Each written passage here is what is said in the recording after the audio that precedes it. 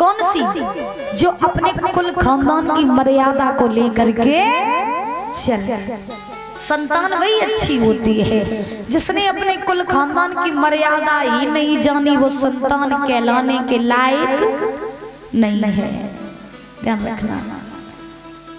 अपने बच्चों को संस्कार दिया करो, अपने बच्चों को सिखाया करो, समझाया करो, लाड़ में ना ज्यादा रखा करो।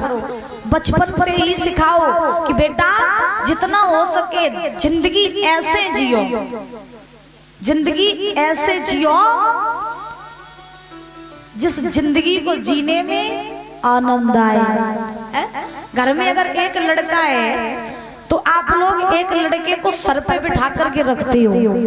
अगर आपको लड़का 10 रुपया मांगे तो भाई आप 20 दे, और काका कोई बात नहीं लला तुम सब ले जाओ, है तो सब कुछ तुम आओ ही।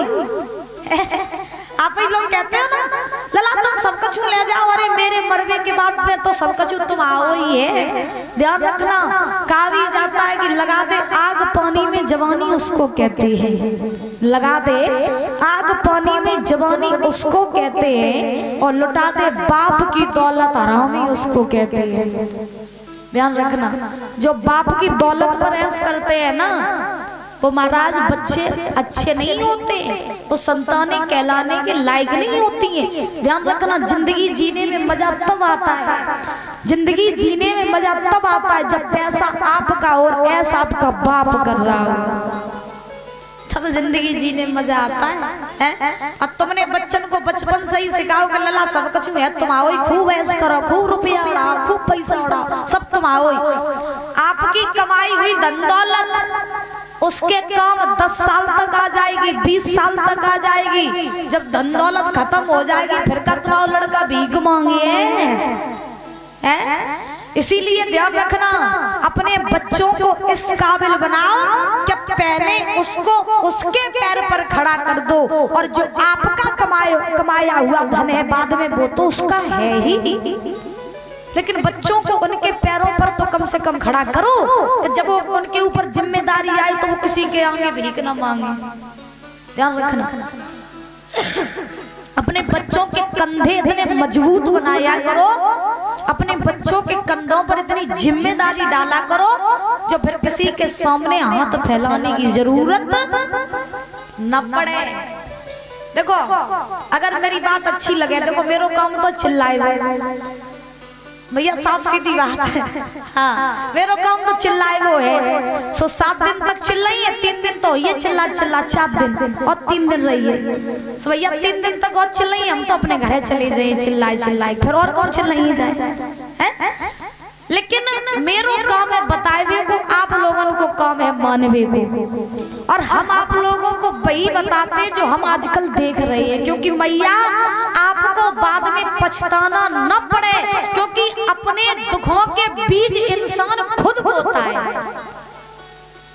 दुख अपने आप नहीं आते, दुखों का बीज मनुष्य खुद बोता है, और जब दुखों का बीज खुद बो लेता है फिर बाद में मूड पकड़ के बैठा प्रभु अब क्या करें।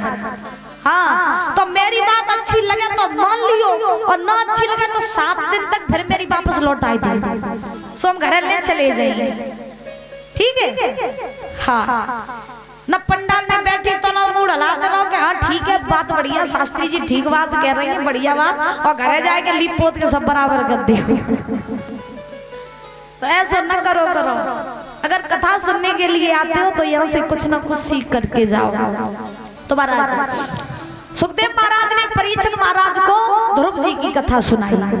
सुनाने के बाद में अब परीक्षित महाराज ने प्रश्न किया सुखदेव जी महाराज से, प्रभु हम आपसे एक प्रसंग और सुनना चाहते हैं। बोले कौन सा? तो उसी समय महाराज सुखदेव जी ने जवाब दिया कि वो परीक्षित महाराज ने सुखदेव जी से कहा कि प्रभु हम सुनना चाहते हैं कि इस पृथ्वी पर एक महान राजा हुए जिनका नाम पड़ा हरिश्चंद्र, और मैंने सुना कि उन्होंने अपने जीवन में कभी झूठ नहीं बोला, क्या ये बात सही है? तो सुखदेव महाराज ने जवाब दिया, हाँ राजन ये बात बिल्कुल सही है कि हरिश्चंद्र ने कभी अपने जीवन में झूठ नहीं बोला। तो परीक्षित महाराज बोले अगर ऐसी बात है तो कृपया करके हमें ये पूरा जो हरिश्चंद्र का चरित्र है विस्तार से सुना दीजिए। तब सुखदेव महाराज ने जवाब दिया कि हे राजन, हम विस्तार से तुम्हें जरूर सुनाएंगे। एक समय की बात की, हरिश्चंद्र जो थे त्रिशंकु के पुत्र थे, और जब त्रिशंकु के पुत्र थे तो पुत्र होने के बाद में महाराज प्रमाण ये मिला कि राजा हरिश्चंद्र, आप लोगों ने ये सुना होगा कि राजा हरिश्चंद्र ने एक मैतर के यहाँ पर जाकर के जल भरा था। जानते हो ये बात है? हरिश्चंद्र ने मैतर के यहाँ पर जल भरा था जाकर के। लेकिन ऐसा कौन सा कारण था जो हरिश्चंद्र को कालू मैतर के यहाँ पर जल भरना पड़ा? ये बात पता है आप लोगों को? क्यों भरना पड़ा? बताओ दादा, नहीं पता? चलो हम बता रहे हैं। इसके पीछे एक कारण था। कौन सा कारण? एक समय ये त्रिशंकु जो थे, ये महाराज शिकार खेलने के लिए चले। तो जब शिकार खेलने के लिए चले तो महाराज रास्ते में जब जा रहे थे तो एक गाय महाराज खेत चल रही थी किसान का। तो गाय जब किसान का खेत चल रही थी तो उस समय वो गाय थी गर्भवती, और जब गाय गर्भवती थी तो राजा हरिश्चंद्र ने उस किसान से कहा, भैया वो गाय तुम्हारा खेत चरे जा रही।